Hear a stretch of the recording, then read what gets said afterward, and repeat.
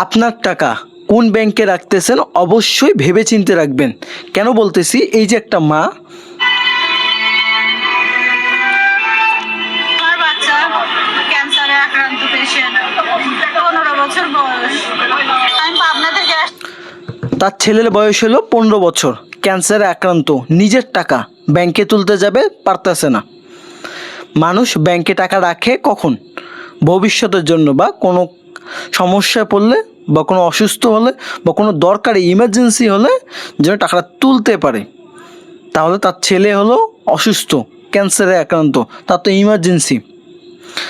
ম্যানেজারকে যখন বললো যে ভাই টাকার দরকার, ম্যানেজার বলতেছে মানুষ তো মরণশীল।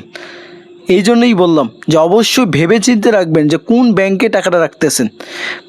অপারেশন ব্যাংকের ম্যানেজার বলতেছে এই টাকা নিতে গেলে মেইন ম্যানেজারের সাথে কথা বলেন। যখন মেইন ম্যানেজারের সাথে দেখা করা হয় তখন সে বলতেছে আপনার ফাইল তো পাঠায় দেওয়া হয়েছে রাজশাহীতে। রাজশাহীতে যোগাযোগ করলে বলে যে ঢাকায় ফাইল। এই যে একটা ঘুরপাক, একটা হয়রানি, আমার টাকা আমি তুলতে পারতেছি না, এইটা এই মায়ের অভিযোগ। দেখেন আপনারা, কালকে ম্যানেজারের কাছে বলছি আমার বাচ্চাটা মারা যাচ্ছে।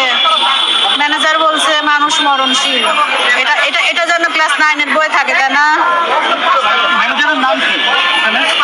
ম্যানেজারের নাম আমি বলি, প্রথম ম্যানেজারের নাম হচ্ছে অপারেশন ম্যানেজার। উনি হচ্ছে ফার্স্ট সিকিউরিটির অপারেশন ম্যানেজার, তার নাম জান্নাতুল।